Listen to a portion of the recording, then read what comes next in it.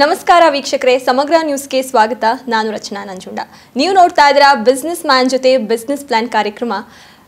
ಈಗಿನ ದಿನಗಳಲ್ಲಿ ನಾವು ಸ್ಟಾಕ್ ಮಾರ್ಕೆಟ್ ಬಗ್ಗೆ ಕೇಳ್ತಿರ್ತೀವಿ ಹಾಗೂ ಸ್ಟಾಕ್ ಮಾರ್ಕೆಟಲ್ಲಿ ತುಂಬ ಜನ ಶೇರ್ಸನ್ನು ಹಾಕಿ ಅಲ್ಲಿ ಲಾಭವನ್ನು ಕೂಡ ಪಡ್ಕೊಳ್ತಾರೆ, ಕೆಲವರು ಲಾಸನ್ನು ಕೂಡ ಮಾಡ್ಕೊಳ್ತಾರೆ. ಈ ಎಲ್ಲ ವಿಚಾರಗಳ ಬಗ್ಗೆ ನಮಗೆ ತಿಳಿಸ್ಕೊಡೋದಕ್ಕೆ ನಮ್ಮ ಜೊತೆಗಿದ್ದಾರೆ ಸ್ಟಾಕ್ ಮಾರ್ಕೆಟ್ನ ಎಕ್ಸ್ಪರ್ಟ್ ಆದಂತಹ ಆನಂದ್ ಪಾಟೀಲ್ ಅವರು. ಮೊದಲಿಗೆ ಅವರನ್ನ ಕಾರ್ಯಕ್ರಮಕ್ಕೆ ಬರ್ಮಾಡ್ಕೊಳ್ಳೋಣ. ಸರ್, ಕಾರ್ಯಕ್ರಮಕ್ಕೆ ಸ್ವಾಗತ. ಸರ್, ಮೊದಲಿಗೆ ನಿಮ್ಮ ಬಗ್ಗೆ ನೀವು ಪರಿಚಯ ಮಾಡಿಕೊಡೋದಾದರೆ ವೀಕ್ಷಕರಿಗೆ. ಓಕೆ, ನನ್ನ ಹೆಸರು ಆನಂದ್ ಪಾಟೀಲ್ ಅಂತ, ಸ್ಟಾಕ್ ಮಾರ್ಕೆಟ್ ಎಕ್ಸ್ಪರ್ಟ್. ಕಳೆದ ಒಂದು 10 ವರ್ಷದಿಂದ ಈ ಸ್ಟಾಕ್ ಮಾರ್ಕೆಟಲ್ಲಿ ಇದ್ದೀನಿ.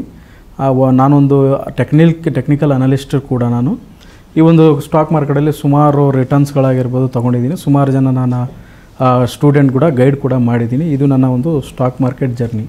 ಸರ್, ಮೊದಲಿಗೆ ತುಂಬ ಜನ ಗೊತ್ತಿಲ್ಲ ಈ ಸ್ಟಾಕ್ ಮಾರ್ಕೆಟ್ ಅಂದರೆ ಏನು, ತುಂಬ ಕನ್ಫ್ಯೂಷನ್ಸ್ ಇರುತ್ತೆ, ಯಾವ ಥರ ವರ್ಕ್ ಆಗುತ್ತೆ ಈ ಸ್ಟಾಕ್ ಮಾರ್ಕೆಟ್ ಅನ್ನೋದು. ಮೊದಲಿಗೆ ಸ್ಟಾಕ್ ಮಾರ್ಕೆಟ್ ಅಂದರೆ ಏನು ಅಂತ ಹೇಳ್ಕೊಡೋದಾದರೆ ತಿಳಿಸ್ಕೊಡೋದು. ಓಕೆ, ಸ್ಟಾಕ್ ಮಾರ್ಕೆಟ್ ಅಂದರೆ ಈಗ ಲೈಕ್ ನೀವು ಒಂದು ಪ್ರಾಪರ್ಟಿನ ತೊಗೊತೀರಾ, 30-40 ಪ್ರಾಪರ್ಟಿ ತೊಗೊತೀರಾ. ಆ ಪ್ರಾಪರ್ಟಿನೇ ಡಿವೈಡ್ ಮಾಡಿ 100 ಜನ 1000 ಜನ ತೊಗೊಳ್ತಾರೆ. ಅಂದರೆ ಸ್ಮಾಲ್ ಬಿಟ್ ಸಿಗುತ್ತೆ ನಿಮಗೆ. ಕಂಪ್ಲೀಟಾಗಿ ಪ್ರಾಪರ್ಟಿ ತೊಗೊಳಕಾಗಲ್ಲ. ಒಂದು ಜಾಗದಲ್ಲಿ ಅಪಾರ್ಟ್ಮೆಂಟ್ ಕಟ್ತೀರಾ, ಎಲ್ಲರೂ ಒಂದೊಂದು ಮನೇನ ಶೇರ್ ಮಾಡ್ತಾರೆ, ಒಂದು ಸೇಲ್ ಮಾಡ್ತಾರೆ. ಅದೇ ಥರ ಇಲ್ಲೂ ಕೂಡ ಒಂದು ಕಂಪ್ನಿ, ಅದರಲ್ಲಿ 100% ಭಾಗದಲ್ಲಿ ಓನರ್ ಆ ಒಂದು ಕಂಪ್ನಿ ಓನರು 50%ಗಿಂತ ಜಾಸ್ತಿ ಇಟ್ಕೊಂಡು ಬೇರೆಯವ್ರಿಗೆ ಒಂದು ಪಾರ್ಟಾಗಿ ಕೊಡ್ತಾರೆ. ನಾವು ಕೂಡ ಈ ಒಂದು ಇನ್ವೆಸ್ಟ್ಮೆಂಟ್ ಮಾಡೋ ಮುಖಾಂತರ ಆ ಒಂದು ಕಂಪ್ನಿ ಓನರ್ ಆಗ್ಬೋದು ನಾವು ಕೂಡ. ಅದನ್ನೇ ನಾವು ಸ್ಟಾಕ್ ಮಾರ್ಕೆಟ್ ಅಂತ ಕರಿತೀವಿ. ಪಬ್ಲಿಕ್ಕಿಂದ ದುಡ್ಡನ್ನ ಒಂದು ಫಂಡ್ ರೈಸ್ ಮಾಡೋಕ್ಕೆ ಈ ಕಂಪ್ನಿನ ಒಂದು ಸ್ಟಾಕ್ ಮಾರ್ಕೆಟಲ್ಲಿ ಲಿಸ್ಟ್ ಮಾಡ್ತಾರೆ.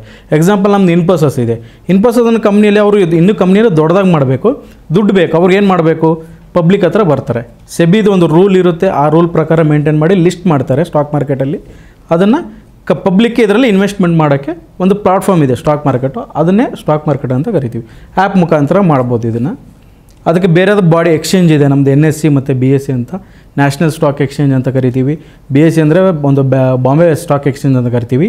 ಅದನ್ನು ಒಂದು 2 ಎಕ್ಸ್ಚೇಂಜ್ ಇರುತ್ತೆ. ಮತ್ತು ಕೆಲವೊಂದು ಆ್ಯಪ್ಸ್ಗಳಿದೆ, ಜಿರೋದಾ ಅಂತ ಇದೆ, ಅಪ್ಸ್ಟಾಕ್ ಅಂತ ಇದೆ, ಸುಮಾರು ಏಂಜಲ್ ಅಂತ ಆ್ಯಪ್ಸ್ ಇದೆ. ಆ ಪ್ಲಾಟ್ಫಾರ್ಮ್ ಮುಖಾಂತರ ನಾವು ಇದು ಬೈ ಸೆಲ್ನ ಮಾಡ್ತೀವಿ.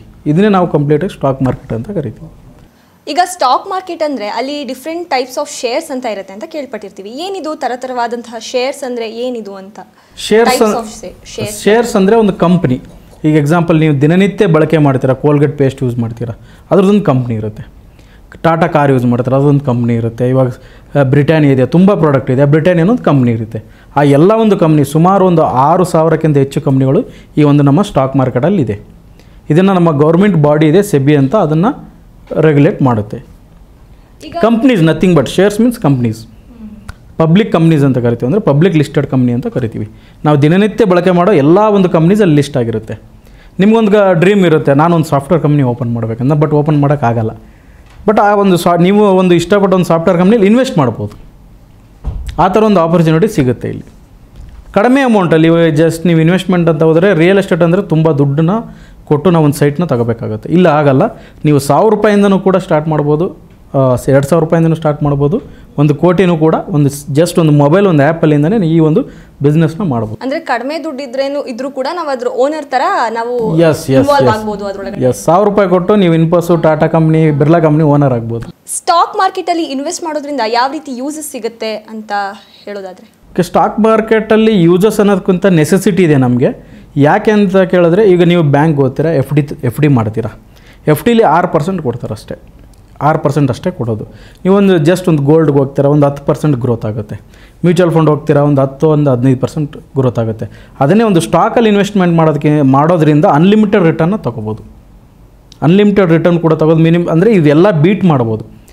ಇದು ಒಂದು 20-30-40% ಇನ್ನೂ ಕೂಡ ಜಾಸ್ತಿ ಮಾಡ್ಬೋದು. ಅದನ್ನು ಯಾಕೆ ಮಾಡಬೇಕು ಅಂದರೆ, ನೀವು ದಿನನಿತ್ಯ ಬಳಕೆ ಮಾಡೋ ವಸ್ತುಗಳು ಇನ್ಕ್ರೀಸ್ ಆಗ್ತದೆ. ನೀವು ಹೋಟ್ಲಿಗೆ ಹೋಗ್ತೀರಾ, ಹೋದ ವರ್ಷ ಮಸಾಲೆ ದೋಸೆ ಎಷ್ಟಿತ್ತು, ಈ ವರ್ಷ ಎಷ್ಟು ಇನ್ಕ್ರೀಸ್ ಆಗಿದೆ. ಬಟ್ ನಿಮ್ಮ ಸ್ಯಾಲ್ರಿ ಅಷ್ಟು ಇನ್ಕ್ರೀಸ್ ಆಗಿದೆಯಾ, ನಿಮ್ಮ ಬಿಸ್ನೆಸ್ಸಲ್ಲಿ ಅಷ್ಟು ಇನ್ಕ್ರೀಸ್ ಆಗಿದೆ, ಆಗಿರಲ್ಲ. ಅದನ್ನು ನಾವು ಬೀಟ್ ಮಾಡಬೇಕು. ಅದಕ್ಕೋಸ್ಕರ ನಾವು ಸ್ಟಾಕ್ ಮಾರ್ಕೆಟ್ಲಿ ಇನ್ವೆಸ್ಟ್ ಮಾಡಲೇಬೇಕಾಗುತ್ತೆ. ಅದು ನಮ್ಗೆ ತುಂಬ ಯೂಸ್ಫುಲ್ ಆಗಿದೆ.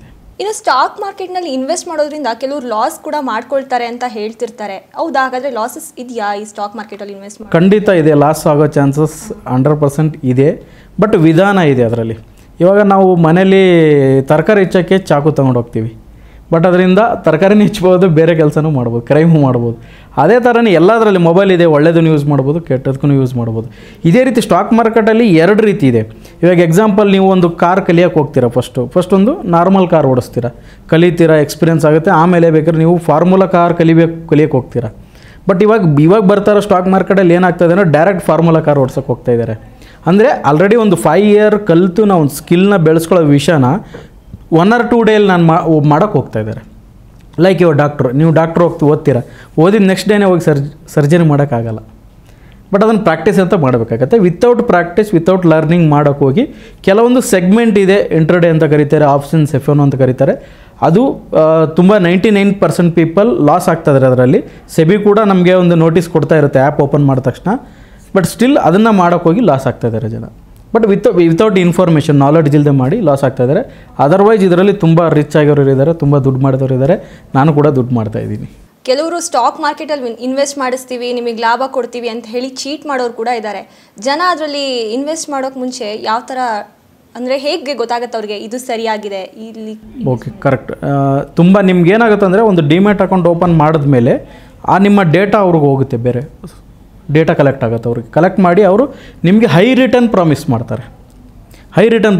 ಅಂದರೆ ನೀವು ಒಂದು 1 ಲಕ್ಷ ಇದೆ ಅಂದರೆ 1 ಲಕ್ಷಕ್ಕೆ 50% ಕೊಡಿಸ್ತೀವಿ, 100% ಕೊಡ್ತೀವಿ, ಡಬಲ್ ಮಾಡ್ತೀವಿ. ರಿಟರ್ನ್ ತುಂಬ ಹೈ ಆಗಿ ಅವರು ತೋರ್ಸೋಕ್ಕೆ ಹೋಗ್ತಾರೆ ನಿಮ್ಗೆ ಕೊಡ್ತೀವಿ ಅಂತ. ಹಂಗಾಗಿ ಜನ ತುಂಬ ಅಟ್ರಾಕ್ಟ್ ಆಗಿ ಅಲ್ಲಿ ಅವ್ರ ಜೊತೆ ಇನ್ವೆಸ್ಟ್ಮೆಂಟ್ ಮಾಡೋಕ್ಕೆ ಹೋಗ್ತಾರೆ, ಲಾಸ್ ಆಗ್ತಾರೆ. ಅದು ಕಂಪ್ಲೀಟ್ ಸ್ಕ್ಯಾಮರ್ಸು. ನೀವು ಒಬ್ಬರು ಯಾವುದೋ ಯೂಟ್ಯೂಬ್ ಆಗಿರ್ಬೋದು, ಕೆಲವೊಂದು ಯಾರೋ ಗುರುಗಳು ಇರ್ತಾರೆ, ಅವ್ರದ್ದು ಕಲಿತು ಇನ್ಫಾರ್ಮೇಷನ್ ತಿಳ್ಕೊಂಡು ಪ್ರಾಪರ್ ಗೈಡೆನ್ಸ್ ಮುಖಾಂತರ ಹೋದರೆ ಮಾತ್ರ ಸೇಫ್ ಇರುತ್ತೆ. ಇಲ್ಲ ಅಂದರೆ ಒಂದು ಫೋನ್ ಕಾಲ್ ಮೇಲೆ ಯಾರೊಬ್ಬರು ಕಾಲ್ ಮಾಡಿ ನಿಮ್ಗೆ ಅಷ್ಟು ರಿಟರ್ನ್ ಮಾಡ್ಕೊಡ್ತೀನಿ, ಇಷ್ಟು ರಿಟರ್ನ್ ಮಾಡ್ಕೊಡ್ತೀನಿ ಅಂದರೆ ನಂಬಕ್ಕೆ ಹೋಗಬೇಡಿ, ಕಂಪ್ಲೀಟ್ ಸ್ಕ್ಯಾಮ್ ಅದು.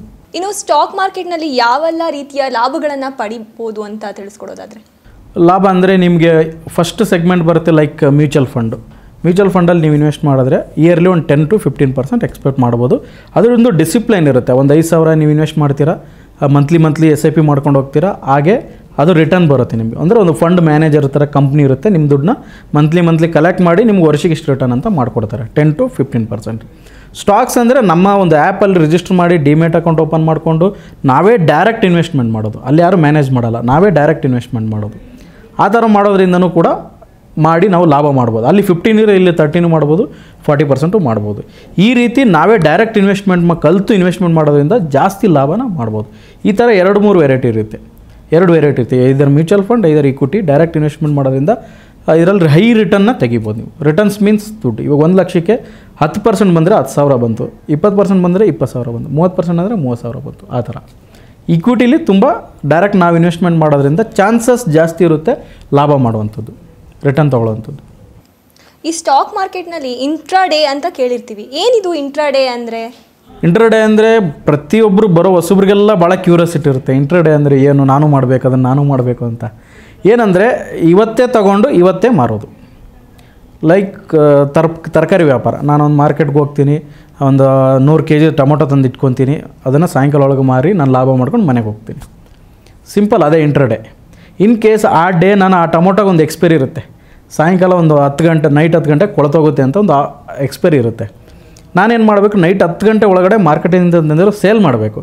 ಸೇಲ್ ಮಾಡಿಲ್ಲ ಅಂದರೆ ಕೊಳ್ತೋಗುತ್ತೆ, ಅದು ನನಗೆ ಲಾಸ್ ಆಗುತ್ತೆ. ಸೇಮ್ ಇಲ್ಲೂ ಅದೇ ಥರ ವರ್ಕ್ ಆಗುತ್ತೆ.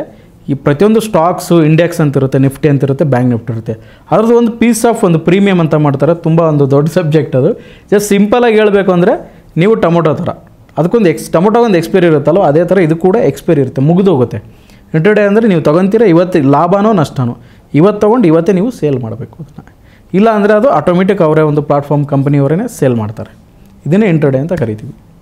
ಈ ಸ್ಟಾಕ್ ಮಾರ್ಕೆಟ್ ಟ್ರೇಡ್ ಮಾಡಬೇಕು ಅಂದರೆ ಏನಾದರೂ ಪರ್ಟಿಕ್ಯುಲರ್ ಟೈಮಿಂಗ್ ಅಂತ ಇದೆಯಾ? ಅಂದರೆ ಈ ಟೈಮಿಂಗಲ್ಲಿ ಮಾಡಿದ್ರೆ ಲಾಭ ಪಡಿತೀವಿ ಅಂತ? ಅಲ್ಲ, ಲಾಭಕ್ಕೂ ಟೈಮಿಂಗು ಸಂಬಂಧ ಇಲ್ಲ. Only timings, market open timing. Like ನಮ್ಮ ಆಫೀಸ್ ಟೈಮಿಂಗ್ ಇರುತ್ತೆ, 10 ಗಂಟೆಗೆ ಓಪನ್ ಆಗಿ ಸಾಯಂಕಾಲ 6 ಗಂಟೆ ಅಂತ. ಅದೇ ಥರನೇ ಸೋಮವಾರದಿಂದ ಶುಕ್ರವಾರದವರೆಗೂ ಬೆಳಗ್ಗೆ 9:15ರಿಂದ 3:30ವರೆಗೂ ಟೈಮ್ ಇರುತ್ತೆ. ಆ ಒಂದು ಟೈಮಿಂಗಲ್ಲಿ ನಾವು ಬೈ ಸೆಲ್ ಏನಿದೆಯಲ್ಲ ಅದನ್ನು ಮಾಡಬೇಕಾಗುತ್ತೆ. ಅದಾದಮೇಲೆ ಬೈ ಸೆಲ್ ಮಾಡೋಕ್ಕಾಗಲ್ಲ. ಸ್ಯಾಟರ್ಡೆ ಸಂಡೇ ಕಂಪ್ಲೀಟ್ ಹಾಲಿಡೇ ಇರುತ್ತೆ. ಟೈಮಿಂಗ್, ಮಾರ್ಕೆಟ್ ಟೈಮ್, ಲೈಕ್ ನಮ್ಮ ಆಫೀಸ್ ಟೈಮ್, ಸ್ಕೂಲ್ ಟೈಮ್ ಎಲ್ಲ ಆ ಥರ ಒಂದು ಟೈಮಿಂಗ್ ಅಷ್ಟೇ. ಅದು ಪ್ರಾಫಿಟ್ ಮಾಡೋಕ್ಕೆ ಬೇರೆ ಬೇರೆ ವಿಧ ಇದೆ, ಇನ್ವೆಸ್ಟ್ಮೆಂಟ್ ವಿಧ ಇದೆ. ಕಂಪ್ನೀಲಿ ಇನ್ವೆಸ್ಟ್ ಮಾಡಬೇಕಾ, ಬಾಂಡಲ್ಲಿ ಇನ್ವೆಸ್ಟ್ ಮಾಡಬೇಕಾ, ಆ ಥರ ಮ್ಯೂಚುವಲ್ ಫಂಡಲ್ಲಿ ಮಾಡಬೇಕಾ, ಅದು ಕಂಪ್ಲೀಟ್ ಲಾಭ ಮಾಡೋದು ಅದ್ರ ಮೇಲೆ ಡಿಪೆಂಡ್ ಆಗುತ್ತೆ. ಚಾಲೆಂಜಸ್ ಏನು ಫೇಸ್ ಮಾಡಬೇಕಾಗಿ ಬರುತ್ತೆ ಈ ಸ್ಟಾಕ್ ಮಾರ್ಕೆಟ್ನಲ್ಲಿ ಇನ್ವೆಸ್ಟ್ ಮಾಡೋದ್ರಿಂದ? ಬಿಗ್ ಚಾಲೆಂಜಸ್ ಏನಂದರೆ ಏನು ಮಾಡಬೇಕು ಏನು ಮಾಡಬಾರ್ದು ಅಂತ ಗೊತ್ತಾಗಲ್ಲ ತುಂಬ ಜನಕ್ಕೆ. ಏನಾಗುತ್ತೆ, ಹೊಸ್ದಾಗಿ ಬಂದ ತಕ್ಷಣ ನಾನು ಹೇಳ್ದಂಗೆ ಆಪ್ಷನ್ಸ್ ಫ್ಯೂಚರ್ ಅಂತ ಮಾಡೋಕ್ಕೆ ಹೋಗ್ತಾರೆ, ಇಂಟ್ರಡೇ ಮಾಡೋಕ್ಕೆ ಹೋಗ್ತಾರೆ, ದುಡ್ಡನ್ನ ಕಳ್ಕೊತಾರೆ. ಯಾಕಂದರೆ ಎಲ್ರಿಗೂ ಫಾಸ್ಟ್ ಮನಿ ಬೇಕು, ಇವತ್ತು ಹಾಕಿ ನಾಳೆ ತೆಗಿಬೇಕು, ಬೇಗ ಬೇಗ ಶ್ರೀಮಂತ ಆಗಬೇಕು. ಆ ಒಂದು ಇಂಟೆನ್ಷನಲ್ಲಿ ಹೋಗಿ ಕಲಿದೇನೆ ಮಾಡೋಕ್ಕೆ ಹೋಗಿ ಅವರು ದುಡ್ಡನ್ನ ಕಳ್ಕೊತಾರೆ. ಇದು ಕಲಿಯೋದಿದೆ ಪ್ರೋಸೆಸ್, ಅದೇ ಬಿಗ್ಗೆಸ್ಟ್ ಚಾಲೆಂಜ್ ಅಂತ ಅನ್ಕೊತೀನಿ. ಈ ಸ್ಟಾಕ್ ಮಾರ್ಕೆಟ್ನಲ್ಲಿ ನಿಫ್ಟಿ ಸ್ವಿಫ್ಟಿ ಅಂತ ಇದೆಯಲ್ಲ, ಅದಂದರೆ ಏನು ಅಂತ? ನಿಫ್ಟಿ 50 ಅಂದರೆ ನಥಿಂಗ್ ಬಟ್ ನೀವು ಒಂದು ನಮ್ಮ ಇಂಡಿಯಾದಲ್ಲೇ ತುಂಬ ಒಂದು ಬಿಗ್ಗೆಸ್ಟ್ ದೊಡ್ಡ ಕಂಪ್ನಿಗಳನ್ನು ಇದೆ. ಆ ಒಂದು 50 ಕಂಪ್ನಿಗಳ ಒಂದು ಮಿಶ್ರಣ ಮಾಡಿ ಒಂದು ಗ್ರೂಪ್ನ ಮಾಡಿ ನಿಫ್ಟಿ 50 ಅಂತ ಮಾಡಿದ್ದಾರೆ. ಆ ಒಂದು ಕಂಪ್ನೀಸ್ ಹೆಂಗೆ ಮೂಮೆಂಟ್ ಆಗುತ್ತೋ ಅದೇ ಥರ ಈ ಒಂದು ನಿಫ್ಟಿ ಮೂಮೆಂಟ್ ಆಗುತ್ತೆ. ಆ ಮೂಮೆಂಟ್ನ ನೋಡಿ ಇವತ್ತಿನ ಮಾರ್ಕೆಟ್ ಡೌನ್ ಇದೆಯಾ, ಅಪ್ ಇದೆಯಾ, ಹೇಗಿದೆಯಾ, ಚೆನ್ನಾಗಿದೆಯಾ, ನ್ಯೂಟ್ರಲ್ ಇದೆಯಾ ಅಂತ ನಾವು ನೋಡ್ತೀವಿ. ಲೈಕ್ ವೆದರ್, ಇವತ್ತು ವೆದರ್ ನೋಡಬೇಕಂದ್ರೆ ಏನು ಮಾಡಬೇಕು, ವೆದರ್ ಚೆಕ್ ಮಾಡ್ತಾರಲ್ಲ ಆ ಥರ ವೆದರ್ ನೋಡಿ ನಾವು ಮನೆಯಿಂದ ಆಚೆ ಹೋಗಬೇಕಾ, ಮಳೆ ಬರುತ್ತಾ, ಬಿಸಿಲು ಜಾಸ್ತಿ ಇದೆ ಅಂತ ನೋಡ್ತೀವಲ್ಲ, ಸೇಮ್ ಲೈಕ್ ವೆದರ್ ಥರ ಅದು ಒಂದು ಮಾರ್ಕೆಟ್ ವೆದರ್ ಥರ. ಇನ್ನೊಂದು ಬ್ಯಾಂಕ್ ನಿಫ್ಟಿ ಅಂತ ಬರುತ್ತೆ, ಅದರಲ್ಲಿ ಎಲ್ಲ ಬ್ಯಾಂಕ್ಸ್ನ ಮಿಕ್ಸ್ ಮಾಡಿ ಒಂದು ಬ್ಯಾಂಕ್ ನಿಫ್ಟಿ ಅಂತ ಮಾಡಿರ್ತಾರೆ. ಇದು ಗ್ರೂಪ್ ಇಂಡೆಕ್ಸ್ ಅಂತ ಕರಿತೀವಿ. ಅದನ್ನು ನೋಡೋ ಮುಖಾಂತರ ಮಾರ್ಕೆಟ್ ಹೇಗಿದೆ ಇವತ್ತು ಅನ್ನೋದು ನಮ್ಗೆ ಗೊತ್ತಾಗುತ್ತೆ. ಇನ್ನು ಈ ಸ್ಟಾಕ್ ಮಾರ್ಕೆಟ್ನಲ್ಲಿ IPO ಅಂತ ಕೇಳಿರ್ತೀವಿ. ಆ IPO ಅಂದರೆ ಏನು, ಅದ್ರ ಡೆಫಿನೇಷನ್ ಏನು, ಆ ಫುಲ್ ಫಾರ್ಮ್ ಏನು ಅಂತ? ಇನಿಷಿಯಲ್ ಪಬ್ಲಿಕ್ ಆಫರ್ ಅಂತ ಕರಿತೀವಿ ನಾವು IPOನ. ಈ IPO ಏನಪ್ಪ ಅಂದರೆ ಒಂದು ಲಿಸ್ಟೆಡ್ ಪಬ್ಲಿಕ್ ಲಿಮಿಟೆಡ್ ಅಂತ ಕರಿತೀವಿ, ಪ್ರೈವೇಟ್ ಲಿಮಿಟೆಡ್ ಅಂತ ಕಂಪ್ನಿನ ಎರಡು ಥರ ಕರಿತೀವಿ. ಪ್ರೈವೇಟ್ ಲಿಮಿಟೆಡ್ ಅಂದರೆ ನನ್ನ ಒಂದು ಡೈರೆಕ್ಟರ್ಸ್ ಇದ್ದೀವಿ, ಇಲ್ಲಿ ನಾವು ಇಷ್ಟ ಬಂದಂಗೆ ನಾವು ಮಾಡ್ಕೊತಾ ಇರ್ತೀವಿ, ಯಾವ ಥರ ಒಂದು ಮ್ಯಾನೇಜ್ಮೆಂಟ್ನ ಮಾಡ್ತಾ ಇರ್ತೀವಿ. ಪಬ್ಲಿಕ್ ಲಿಸ್ಟ್ಗೆ ಹೋಗಬೇಕು ಅಂದರೆ ಮುಂಚೆ ಸೆಬಿ ಅಂತ ಒಂದು ನಮ್ಮ ಗೌರ್ಮೆಂಟ್ ಬಾಡಿ ಇದೆ, ಅಲ್ಲಿ ಅಪ್ರೂವಲ್ ತೊಗೊಂಡು ಹೋಗ್ತಾರೆ. ನನ್ನ ಕಂಪ್ನಿ ಪಬ್ಲಿಕ್ ಲಿಸ್ಟ್ ಮಾಡಬೇಕು, ಆ್ಯಸ್ ಎ ಶೇರ್ ಆಗಿ ನಾನು ಲಿಸ್ಟ್ ಮಾಡಬೇಕು ಅಂತ ಹೋದಾಗ ಅವ್ರೊಂದು ಕೆಲವೊಂದು ಕಂಡೀಷನ್ಸ್ ಕೊಡ್ತಾರೆ. ನೀವು ಪ್ರಾಫಿಟೇಬಲ್ ಇದ್ದೀರಾ, ಇಲ್ಲ ಏನು ಬಿಸ್ನೆಸ್ ಮಾಡ್ತಾಯಿದ್ರೆ, ಎಷ್ಟು ಟರ್ನ್ ಓವರ್ ಮಾಡ್ತಾಯಿದ್ರೆ, ನೀವೆಷ್ಟು ಟ್ರಾನ್ಸ್ಪರೆಂಟಾಗಿ ಮಾಡ್ತಾಯಿದ್ರೆ ಅಂತ ಚೆಕ್ ಮಾಡಿ ಅವ್ರಿಗೊಂದು ಪಬ್ಲಿಕ್ ಇಶ್ಯೂನ ಮಾಡೋಕ್ಕೆ ಪರ್ಮಿಷನ್ ಕೊಡ್ತಾರೆ. ಆ ಬರೋದಕ್ಕಿಂತ ಮುಂಚೆ ಆಫರ್ ಕೊಡ್ತಾರೆ, ಪಬ್ಲಿಕ್ ಲಿಸ್ಟ್ ಆಗೋದಕ್ಕಿಂತ ಮುಂಚೆ. ಲಿಸ್ಟ್ ಆಗಿದ್ದು ಅದಕ್ಕಿಂತ ಮುಂಚೆ ನೀವು ಅಪ್ಲೈ ಮಾಡ್ಬೋದು, ತೊಗೋಬೋದು ಪಬ್ಲಿಕ್ ಬರೋದಕ್ಕಿಂತ ಮುಂಚೆ ಅಂತ. ಅದನ್ನೇ IPO ಅಂತ ಕರಿತೀವಿ. ಅದು ಒನ್ಸ್ ಲಿಸ್ಟ್ ಆದಮೇಲೆ ಅದನ್ನು ಸ್ಟಾಕ್ ಅಂತ ಕರಿತೀವಿ.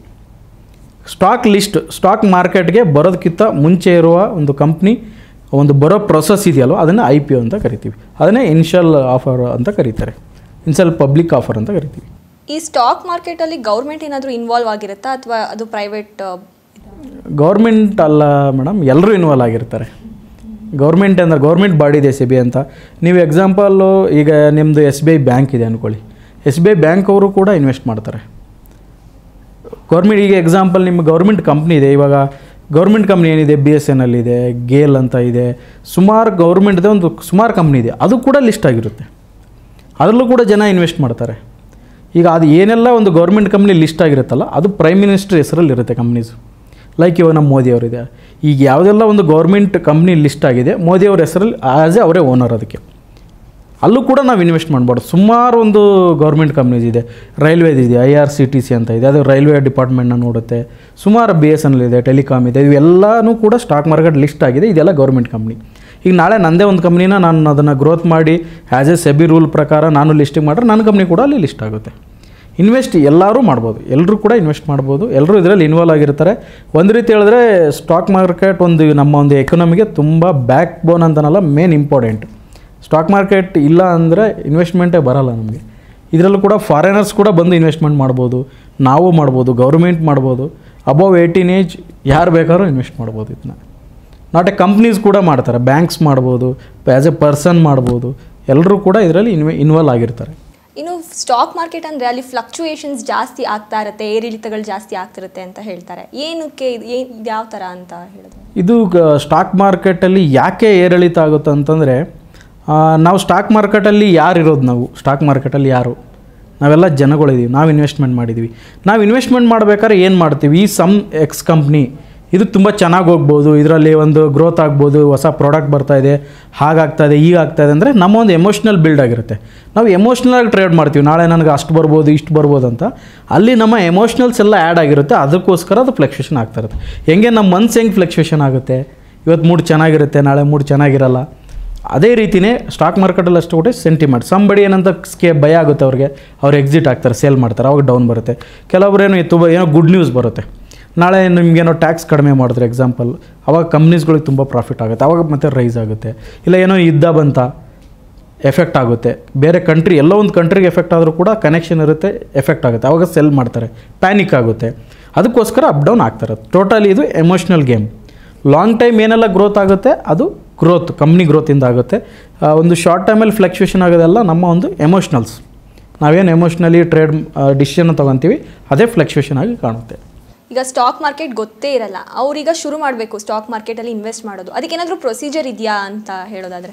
ಇವಾಗ ಹೊಸ್ದಾಗಿ ನನಗೇನು ಗೊತ್ತಿಲ್ಲ ಸ್ಟಾಕ್ ಮಾರ್ಕೆಟ್ ನಥಿಂಗ್ ಜೀರೋ ಅಂತಂದರೆ ನೀವೊಂದು ಡಿಮೇಟ್ ಅಕೌಂಟ್ ಅಂತ ಓಪನ್ ಮಾಡ್ಕೋಬೇಕಾಗುತ್ತೆ. ಆ ಒಂದು ಡಿಮೇಟ್ ಅಕೌಂಟ್ಗೆ ಆಧಾರ್, ಪ್ಯಾನ್, ನಿಮ್ಮೊಂದು ಸಿಗ್ನೇಚರ್, ಫೋಟೋಸ್, ಬ್ಯಾಂಕ್ ಡೀಟೇಲ್ಸ್ ಕೊಟ್ಟರೆ ಡಿಮೇಟ್ ಅಕೌಂಟ್ ಕೂಡ ಓಪನ್ ಮಾಡ್ಬೋದು. ಬೇಕಿದ್ರೆ ಲಿಂಕ್ ಕೂಡ ಕೊಟ್ಟಿರ್ತೀವಿ, ಓಪನ್ ಮಾಡ್ಬೋದು. ಆ ಒಂದು ಓಪನ್ ಮಾಡೋ ಒಂದು ಆ್ಯಪ್ ಇರುತ್ತೆ. ಲೈಕ್ ಇವಾಗ ನಾವೆಲ್ಲರೂ ಯೂಸ್ ಮಾಡ್ತೀವಿ, ವಾಟ್ಸಪ್, ಫೇಸ್ಬುಕ್ ಎಲ್ಲ ಆ್ಯಪ್ ಯೂಸ್ ಮಾಡ್ತೀವಿ, ಲೈಕ್ ಬ್ಯಾಂಕ್, ನೆಟ್ ಬ್ಯಾಂಕಿಂಗ್. ಅದೇ ಥರ ಕೂಡ ಅದೊಂದು ಡಿಮೇಟ್ ಅಕೌಂಟ್ ಆ್ಯಪ್ ಇರುತ್ತೆ. ಮುಂಚೆ ಇರಲಿಲ್ಲ, ಹಳೆ ಕಾಲದಲ್ಲಿ ಬರೆದು ಕೊಡ್ತಾಯಿದ್ರು, ಸರ್ಟಿಫಿಕೇಟ್ ಥರ ಬರೆದು ಕೊಡ್ತಾಯಿದ್ರು. ಇವಾಗ ತುಂಬ ಟೆಕ್ನಾಲಜಿ ಅಡ್ವಾನ್ಸ್ ಇದೆ, ಆ್ಯಪ್ ಇದೆ. ಆ್ಯಪ್ ಮುಖಾಂತರ ನಾವು ಇನ್ವೆಸ್ಟ್ಮೆಂಟ್ನ ಸ್ಟಾರ್ಟ್ ಮಾಡೋದು. ಜಸ್ಟ್ ಒಂದು 2 days ಹಿಡಿಯುತ್ತೆ ನಿಮಗೆ ಒಂದು ಅಕೌಂಟ್ ಓಪನ್ ಮಾಡೋಕ್ಕೆ. ಇನ್ನು ಈ ಸ್ಟಾಕ್ ಮಾರ್ಕೆಟಲ್ಲಿ ಗ್ರಾಫ್ ಮತ್ತು ಚಾರ್ಟ್ ಅಂತ ಇರುತ್ತಲ್ಲ, ಅದು ಏನು ಇಂಡಿಕೇಟ್ ಮಾಡುತ್ತೆ ಅಂತ?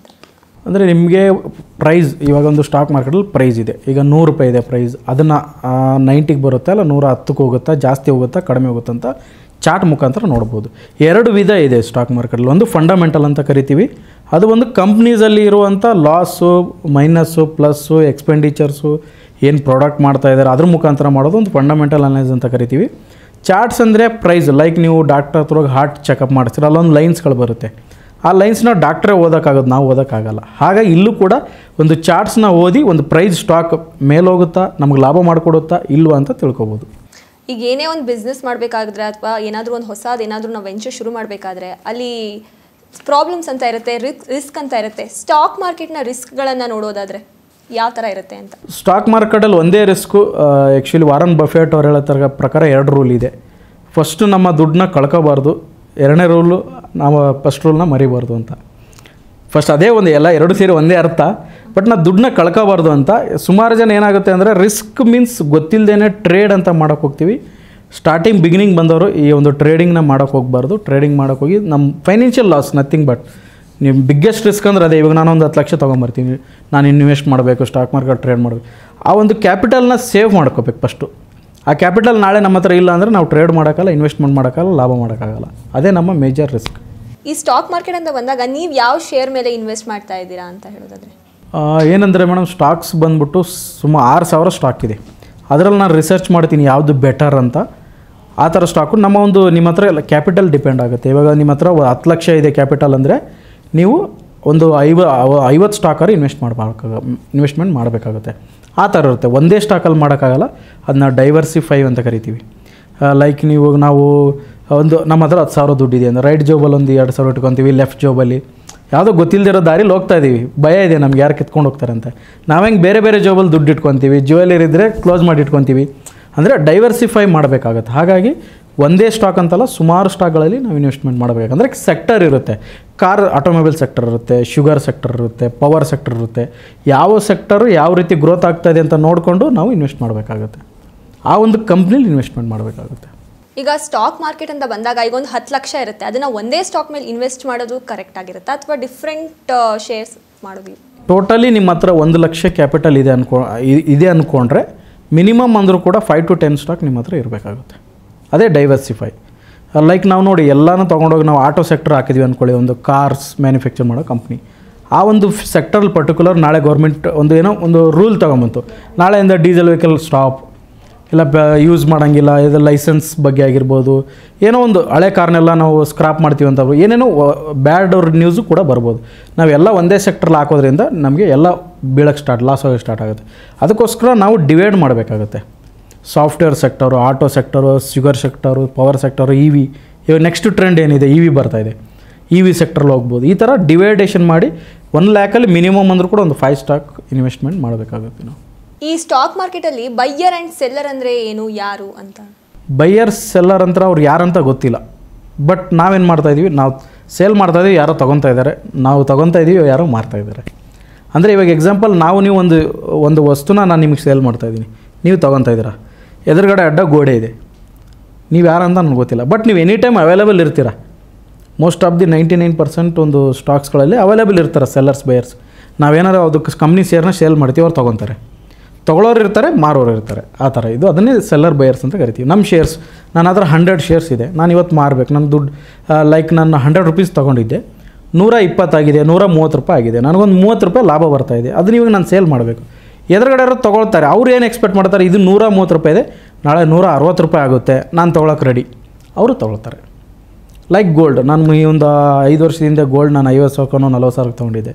ಬಟ್ ಸ್ಟಿಲ್ ಇವತ್ತು ತೊಗೊಳ್ಳೋರು ಇದ್ದಾರೆ, ಇವಾಗಿರೋ ಪ್ರೈಸ್ಗೆ ಡಬಲ್ ಪ್ರೈಸ್ ಆಗಿದೆ, ಸ್ಟಿಲ್ ಇವಾಗೂ ಇದ್ದಾರೆ. ಅದೇ ಥರ ಇದು ಕೂಡ. ಈಗ ಸ್ಟಾಕ್ ಮಾರ್ಕೆಟಲ್ಲಿ ಬ್ರೋಕರ್ ಅಂತಲೂ ಇರ್ತಾರೆ. ಈ ಬ್ರೋಕರೇಜ್ ಅಂದರೆ ಏನು, ಅವ್ರು ಯಾವ ರೀತಿ ರೋಲ್ನ ಪ್ಲೇ ಮಾಡ್ತಾರೆ?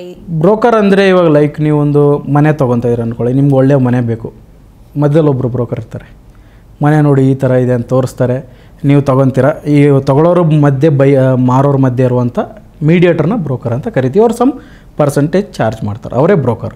ಸ್ಟಾಕ್ ಎಕ್ಸ್ಚೇಂಜ್ ಇದೆ, ಅವರು ಸ್ಟಾಕ್ ಎಕ್ಸ್ಚೇಂಜ್ ಹತ್ರ ನಾವು ತೊಗೊತಾ ಇದ್ದೀವಿ, ಸ್ಟಾಕ್ ಎಕ್ಸ್ಚೇಂಜ್ ಇದೆ, ಅವ್ರ ಮಧ್ಯೆ ಇವರೊಂದು ಪ್ಲಾಟ್ಫಾರ್ಮ್ ಕನೆಕ್ಟ್ ಮಾಡ್ತಾ ಇದ್ದಾರೆ, ನಮ್ಮನ್ನು ಒಂದು ಪ್ಲಾಟ್ಫಾರ್ಮ್ ಮಾಡಿಕೊಡ್ತಾ ಇದ್ದಾರೆ. ಸೆಲ್ ಬೈ ಮಾಡೋಕ್ಕೆ ಒಂದನ್ನು ಆ್ಯಪ್ನ ಮಾಡಿ ನಮ್ಮಿಬ್ಬರನ್ನು ಕನೆಕ್ಟ್ ಮಾಡ್ತಾರೆ. ಅವರು ಈ ಮಧ್ಯದಲ್ಲಿ ನಡೆಯೋ ಒಂದು ಟ್ರಾನ್ಸಾಕ್ಷನಲ್ಲಿ ಒಂದು ಸ್ಮಾಲ್ ಫೀ ತೊಗೊತಾರೆ, ಗೌರ್ಮೆಂಟ್ ಇದಕ್ಕೆ ಟ್ಯಾಕ್ಸ್ ಕೂಡ ಇರುತ್ತೆ, ಅದನ್ನೇ ನಾವು ಬ್ರೋಕರೇಜ್ ಅಂತ ಕರಿತೀವಿ. ಕಮಿಷನ್, ಲೈಕ್ ಕಮಿಷನ್ ಏಜೆಂಟ್ ಅಂತ ಕರಿತೀವಲ್ಲ, ಸಿಂಪಲ್ ಆ ಥರ ಅವರು. ಸ್ಟಾಕ್ ಮಾರ್ಕೆಟ್ ಮಾಡಬೇಕಂದ್ರೆ ನೀವು ಡಿಮ್ಯಾಟ್ ಅಕೌಂಟನ್ನು ಮಾಡಿಸ್ಬೇಕು ಅಂತ ಹೇಳಿದ್ರಿ. ಹೇಗೆ ಮಾಡಿಸೋದು ಈ ಡಿಮ್ಯಾಟ್ ಅಕೌಂಟ್? ಲೈಕ್ ನೀವು ಬ್ಯಾಂಕ್ ಅಕೌಂಟ್ ಓಪನ್ ಮಾಡ್ಬೇಕಾದ್ರೆ ಏನು ಮಾಡ್ತೀರಾ, ಬ್ಯಾಂಕ್ ಹೋಗ್ತೀರಾ, ಡಾಕ್ಯುಮೆಂಟ್ ಸಬ್ಮಿಟ್ ಮಾಡ್ತೀರಾ, ಒಂದು ಅಕೌಂಟ್ ಓಪನ್ ಆಗುತ್ತೆ, ಅದರಲ್ಲಿ ನೀವು ದುಡ್ಡನ್ನ ಡೆಪಾಸಿಟ್ ಮಾಡ್ತೀರಾ, ವಿಡ್ರಾ ಮಾಡ್ತೀರಾ. ಸೇಮ್ ಇದು ಲೈಕ್ ಡಿಮ್ಯಾಟ್ ಅಕೌಂಟ್, ನೀವು ಅಲ್ಲಿ ಒಂದು ಅಕೌಂಟ್ನ ಓಪನ್ ಮಾಡಿ ಆ ಆ್ಯಪ್ಗೆ ದುಡ್ಡನ್ನ ಹಾಕಿ ಶೇರ್ಸ್ನ ಪರ್ಚೇಸ್ ಮಾಡ್ತೀರಾ, same like bank account. But ಇಲ್ಲಿ ಶೇರ್ ಟ್ರಾನ್ಸಾಕ್ಷನ್ ಮಾಡ್ತೀರಾ, ಅಲ್ಲಿ ದುಡ್ಡು ಟ್ರಾನ್ಸಾಕ್ಷನ್ ಮಾಡ್ತಾಯಿದ್ದೀರಾ, ಅಷ್ಟೇ ಡಿಫ್ರೆನ್ಸ್. ಒಂದು ಟ್ರಾನ್ಸಾಕ್ಷನ್ ಮಾಡೋಕ್ಕೆ ನಾವೊಂದು ಅಕೌಂಟ್, ಅದು ಡಿಮ್ಯಾಟ್ ಅಕೌಂಟ್ ಅಂತ ಕರಿತೀವಿ. ಲೈಕ್ ಆ್ಯಪ್, ಅದು ಆ ಆ್ಯಪಲ್ಲಿ ದುಡ್ಡನ್ನ ನೀವು ಲೈಕ್ ಫೋನ್ಪೇ, ಗೂಗಲ್ ಪೇಯಿಂದ ಹಾಕಿ ಅಲ್ಲಿಂದ ನೀವು ಶೇರ್ಸ್ನ ಪರ್ಚೇಸ್ ಮಾಡಬೇಕಾಗುತ್ತೆ. ಒನ್ ವೇ ಆಗಿರುತ್ತೆ, ನಿಮ್ಮ ಬ್ಯಾಂಕ್ ಅಕೌಂಟಿಗೆ ಲಿಂಕ್ ಇರುತ್ತೆ, ನೀವು ಹಾಕೋದು ಅದ್ರ ಮುಖಾಂತರ ಹಾಕಬೇಕು, ವಾಪಸ್ ಡ್ರಾ ಮಾಡಿದ್ರು ಕೂಡ ನಿಮ್ಮ ಬ್ಯಾಂಕ್ ಅಕೌಂಟ್ಗೆ ಬರುತ್ತೆ. ಅದು ಒನ್ ವೇ ಟ್ರಾನ್ಸಾಕ್ಷನ್ ಥರ ಇರುತ್ತೆ ಅದು. ಈಗ ಇತ್ತೀಚೆಗೆ ಸ್ಟಾಕ್ ಮಾರ್ಕೆಟ್ ಯಾವ ರೀತಿ ಟ್ರೆಂಡಲ್ಲಿದೆ ಅಂತ ಹೇಳೋದಾದರೆ? ಸ್ಟಾಕ್ ಮಾರ್ಕೆಟು ನಾನು ಒಂದು ಸ್ಟಾರ್ಟ್ ಮಾಡಿದಾಗ 2014 ಅನ್ಕೊತೀನಿ. ಅವಾಗ ನಾವು ಯಾರು ಕೂತ್ಕೊಂಡು ಡಿಸ್ಕಸ್ ಮಾಡೋಕ್ಕೆ ಯಾರೂ ಸಿಗ್ತಾ ಇರಲಿಲ್ಲ. ಸ್ಟಾಕ್ ಮಾರ್ಕೆಟ್ ಅಂದರೆ ಹೌದಾ ಜೂಜಾ, ಅದು ಗ್ಯಾಮ್ಲಿಂಗಾ ಅಂತ ಕರಿತಾಯಿದ್ರು. ಬಟ್ ಇವಾಗೇನಾಗಿದೆ, ಆಫ್ಟರ್ ಕೊರೋನಾ ಯಾವರೆಲ್ಲ ಮನೇಲೆ ಕೂತ್ಕೊಂಡು ದುಡ್ಡು ಮಾಡಬೇಕು ಅಂತ ತುಂಬ ಸರ್ಚ್ ಮಾಡೋಕ್ಕೆ ಶುರು ಮಾಡಿದ್ರು, ಇಂಟರ್ನೆಟ್ ಫ್ರೀ ಆಯಿತು, ನಾಲೆಡ್ಜ್ ಬರೋಕ್ಕೆ ಸ್ಟಾರ್ಟ್ ಆಯಿತು. ಇವಾಗಿಂದ ಟ್ರೆಂಡ್ ಸ್ಟಾರ್ಟ್ ಆಗಿದೆ, ಒಳ್ಳೆ ಟ್ರೆಂಡ್ ಇದೆ. ನಾವು ಓವರಾಲ್ ನನ್ನ ಒಂದು ಎಕ್ಸ್ಪೀರಿಯನ್ಸ್ ಪ್ರಕಾರ ಹೇಳಬೇಕಂದ್ರೆ ನಮ್ಮ ಇಂಡಿಯನ್ ಮಾರ್ಕೆಟ್ ಬುಲ್ ಟ್ರೆಂಡಲ್ಲಿದ್ದೀವಿ. ಸೆಂಟ್ರಲ್ಲಿ ಫ್ಲಕ್ಚುಯೇಷನ್ ಬರುತ್ತೆ, ಅಪ್ ಡೌನ್ ಆಗುತ್ತೆ. ಅದು ಏನಕ್ಕೆ ಅಂತಂದರೆ ನಮ್ಮ US ಅಲ್ಲಿ ಪ್ರಾಬ್ಲಮ್ ಇರೋದ್ರಿಂದ ನಮಗೂ ಕೂಡ ಎಫೆಕ್ಟ್ ಆಗುತ್ತೆ. ಗ್ಲೋಬಲಲ್ಲಿ ಯಾವುದೋ ಒಂದು ಕಂಟ್ರಿಲಿ ಪ್ರಾಬ್ಲಮ್ ಆಗಿದ್ರೆ ನಮಗೂ ಕೂಡ ಎಫೆಕ್ಟ್ ಆಗುತ್ತೆ.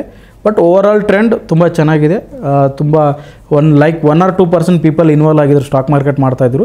ಇವಾಗ ಅಪ್ ಟು ಒಂದು 4 to 5% ಪೀಪಲ್ ಈ ಒಂದು ಸ್ಟಾಕ್ ಮಾರ್ಕೆಟ್ನ ಮಾಡ್ತಾಯಿದ್ದಾರೆ. ಟ್ರೆಂಡು ತುಂಬ ಚೆನ್ನಾಗಿದೆ ಇವಾಗ. ಸರ್, ಈಗ ಸ್ಟಾಕ್ ಮಾರ್ಕೆಟಲ್ಲಿ ಇತ್ತೀಚೆಗೆ ಯಾವ ಶೇರ್ ಟ್ರೆಂಡಲ್ಲಿದೆ, ಯಾವ ಶೇರ್ ಮೇಲೆ ಇನ್ವೆಸ್ಟ್ ಮಾಡಿದ್ರೆ ಲಾಭವನ್ನು ಗಳಿಸ್ಬೋದು ಅಂತ ಹೇಳೋದಾದರೆ?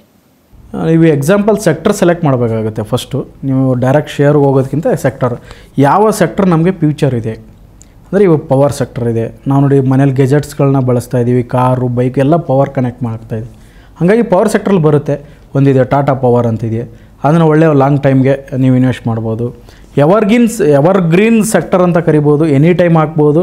ಒಳ್ಳೆ ಸ್ಟಾಕ್ ಸಿಗುತ್ತೆ ಒಂದು ಟಾಪಲ್ಲಿ. ಯುನೈಟೆಡ್ ಸ್ಪಿರಿಟ್ ಅಂತ ಇದೆ, ಇದು ಬಂದು ಡ್ರಿಂಕ್ಸ್. ಇದು ಗೊತ್ತಿರುತ್ತೆ ನಿಮಗೆ, ಎಲ್ಲರೂ ಕಷ್ಟದಲ್ಲೂ ಕುಡಿತಾರೆ, ದುಃಖದಲ್ಲೂ ಕುಡಿತಾ ಇರ್ತಾರೆ. ಎವರ್ಗ್ರೀನ್ ಸೆಕ್ಟರ್ ಅಂತ ನನ್ನ ಒಂದು ಅನಲೈಸೇಷನ್ನು, ಅದರಲ್ಲೂ ಕೂಡ ನೀವು ಇನ್ವೆಸ್ಟ್ಮೆಂಟ್ ಮಾಡ್ಬೋದು. ಇದು ಯಾವುದೇ ಕಾರಣಕ್ಕೂ ರೆಕಮೆಂಡೇಷನ್ ಅಲ್ಲ, ಜಸ್ಟ್ ಒಂದು ಎಜುಕೇಷನ್ ಪರ್ಪಸ್ ಅಷ್ಟೇ, ಆ್ಯಸ್ ಎ ಡಿಸ್ಕ್ಲೈಮರ್. ಸರ್, ಇತ್ತೀಚೆಗೆ ಈ ಸ್ಟಾಕ್ ಮಾರ್ಕೆಟಲ್ಲಿ ತುಂಬ ಟ್ರೆಂಡಲ್ಲಿರೋದು ಅಂದರೆ ಈ ಸ್ವಿಗ್ಗಿ ಶೇರ್ಸ್, ಅದು ಇಂಟ್ರಾಡೇ ಶೇರ್ಸಲ್ಲಿ. ಇದನ್ನು ನೀವು ಅಗ್ರಿ ಮಾಡ್ತೀರಾ? ಜನರಲ್ ಏನಾಗುತ್ತೆ ಅಂದರೆ ಹೊಸ್ದಾಗಿರೋರು ಸ್ಟಾಕ್ ಮಾರ್ಕೆಟ್ ಬಂದಿರೋರಿಗೆ ಸ್ಟಾಕ್ ಮಾರ್ಕೆಟಲ್ಲಿ 6,000 ಸ್ಟಾಕ್ಸ್ ಇದೆ, 7,000 ಇದೆ ಅಂತ ಗೊತ್ತಿರಲ್ಲ. ಸ್ವಿಗ್ಗಿ ಅಂದರೆ ನಾವು ದಿನನಿತ್ಯ ನೋಡ್ತಾ ಇರ್ತೀವಿ, ಫುಡ್ ಡೆಲಿವರಿ ಆ್ಯಪು ಅಂತ ನೋಡ್ತಾ ಇರ್ತೀವಿ. ಅದನ್ನು ನಾವು ಏನು ಅನ್ಕೊತೀವಿ, ಹೊಸ್ದಾಗಿ ಬರ್ತಾಯಿದೆ ಅಂದ ಮಾತ್ರಕ್ಕೆ ಅದನ್ನು ನಾನು ಏನೋ ಅಪ್ಲೈ ಮಾಡಬೇಕು, ಏನೋ ಲಾಟ್ರಿ ಥರ ಥಿಂಕ್ ಮಾಡ್ತಾ ಇರ್ತಾರೆ. ಬಟ್ ಅದು ನ್ಯಾಚುರಲ್ ಪ್ರೊಸೆಸ್ಸು, ಎಲ್ಲ ಕಂಪ್ನಿಗಳು ಅದೇ ಪ್ರೊಸೆಸ್ಸಿಂದ ಬರುತ್ತೆ. ಸಮ್ ಟೈಮ್ ಒಂದು ಬ್ರ್ಯಾಂಡ್ ಆಗಿರೋಂಥ ಕಂಪ್ನಿ ಬಂದಾಗ, ಲೈಕ್ ಓಲಾ ಬಂದಾಗ ಆಗಿತ್ತು, ಪೇಟಿಎಮ್ ಬಂದಾಗ ಕೂಡ ಆಗಿತ್ತು, ಆ ಥರ ಟ್ರೆಂಡ್ ಆಗುತ್ತೆ ಅಷ್ಟೇ. ಅದು ಬಿಟ್ಟರೆ ಬೇರೆ ಏನಾದ್ರು ಸಮ್ ಸ್ಟಾಕ್ಸ್ IPO ಲಿಸ್ಟ್ ಆದ ತಕ್ಷಣ ತುಂಬ ಗ್ರೋತ್ ಕೂಡ ಆಗುತ್ತೆ. ಈ ಒಂದು ಬಿಫೋರ್ ಅಪ್ಲೈ ಮಾಡೋಕ್ಕೆ ತುಂಬ ಜನ ಟ್ರೈ ಮಾಡ್ತಾ ಇರ್ತಾರೆ, ಅಂದರೆ ಲಿಸ್ಟೆಡ್ ಆದಮೇಲೆ ಲಾಭ ಮಾಡೋಣ ಅಂತ. ಎಲ್ಲ ಒಂದು ಬ್ರ್ಯಾಂಡು ಒಂದು ಫೆಮಿಲಿಯರ್ ಇರೋ ಕಂಪ್ನಿಗಳು IPO ಬಂದಾಗ ಈ ಥರ ಟ್ರೆಂಡ್ ನಡೀತಾ ಇರುತ್ತೆ. ಸರ್, ಶೇರ್ ವ್ಯಾಲ್ಯೂ ಅಂದ್ರೇನು? ಶೇರ್ ವ್ಯಾಲ್ಯೂ ಎಷ್ಟಿರುತ್ತೆ? ಸುಮಾರು ಎಷ್ಟು ಶೇರ್ಗಳನ್ನು ತೊಗೊಂಡ್ರೆ ನಾವು ಲಾಭವನ್ನು ಮಾಡ್ಕೋಬೋದು ಅಂತ ಹೇಳೋದಾದರೆ? ಶೇರ್ಸು ನೀವು ಎಷ್ಟು ಬೇಕಾದ್ರೂ ತೊಗೋಬೋದು, ನಿಮ್ಮ ಹತ್ರ ಎಷ್ಟು ದುಡ್ಡಿದೆ ಅಷ್ಟು ತೊಗೋಬೋದು. ಬಟ್ ಒಂದು ಲಿಕ್ವಿಡಿಟಿ ಅಂತ ಇರುತ್ತೆ, ಇಷ್ಟು ಸಾವಿರ ಒಂದು ಇಕ್ವಿಟಿ ಸ್ಟಾಕ್ನ ಅಂತ ಅವರು ಒಂದು ಕಂಪ್ನಿ ಲಿಕ್ವಿಡೇಟ್ ಮಾಡಿರ್ತಾರೆ. ಎಷ್ಟು ಬೇಕಾದ್ರೂ ತೊಗೋಬೋದು. ಲಾಭ ಅಂತ ವಿಷಯ ಬಂದಾಗ ನೀವು ಎಷ್ಟು ಜಾಸ್ತಿ ಹೆಚ್ಚು ಶೇರ್ ತೊಗೊತೀರೋ ಅಷ್ಟು ಜಾಸ್ತಿ ಅದು ಗ್ರೋತ್ ಆದಾಗ ಜಾಸ್ತಿ ಲಾಭ ಮಾಡ್ಬೋದು, ಅಷ್ಟೇ ಡಿಫ್ರೆನ್ಸು. ನೀವು ಲೈಕ್ ಒಂದು ಶೇರ್ ಪ್ರೈಸ್ ಬಂದು ₹100 ಇದೆ. ಈ ₹100 ಪ್ರೈಸ್ನ ನೀವು ಒಂದು ಶೇರ್ ತೊಗೊಳಕ್ಕೆ ಎಷ್ಟು ಬೇಕು ದುಡ್ಡು, ನಿಮಗೆ ₹100 ಬೇಕು. ಅದನ್ನೇ 1000 ಶೇರ್ ತೊಗೊಳಕ್ಕೆ ಎಷ್ಟು ಬೇಕು, ₹100 ಇಂಟು 1000. ಆ ಥರ ಎಷ್ಟು ಬೇಕಾದ್ರೂ ಶೇರ್ ತೊಗೋಬೋದು, ಲಾಭ ಮಾಡ್ಬೋದು. ಅದೇನೋ ಡಿಫ್ರೆನ್ಸ್ ಆಗೋಲ್ಲ. ಮ್ಯಾಕ್ಸಿಮಮ್ ಶೇರ್ ತೊಗೊಂಡ್ರೆ ಮ್ಯಾಕ್ಸಿಮಮ್ ಲಾಭ ಮಾಡ್ಬೋದು.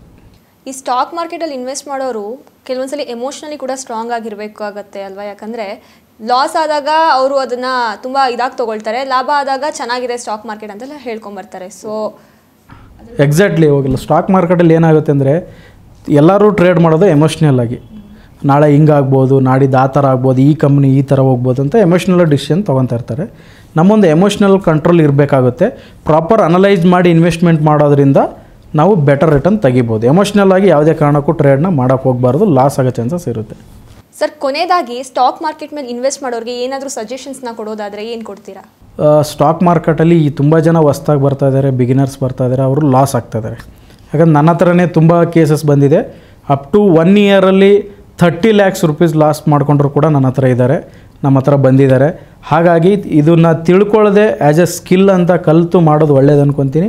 ಯಾಕಂದರೆ ನಮ್ಮ ಒಂದು ಟ್ರೆಡಿಷ್ನಲ್ ಲೈಫಲ್ಲಿ ನಾವು 15 year ಟೈಮ್ ತೊಗೊತೀವಿ ಒಂದು ಡಿಗ್ರಿನ ಮುಗಿಸೋಕ್ಕೆ, ಒಂದು ಜಾಬ್ನ ತೊಗೊಳಕ್ಕೆ. ಅಲ್ಲಿ ಹೋದಾಗ ಎಕ್ಸ್ಪೀರಿಯನ್ಸ್ ಇದೆ ಅಂತ ಕೇಳ್ತಾರೆ. ಒಂದು 20,000-30,000 ಸ್ಯಾಲ್ರಿಗೋಸ್ಕರ 15 year ನಾವು ಓದ್ತೀವಿ, ಸ್ಟಡಿ ಮಾಡ್ತೀವಿ.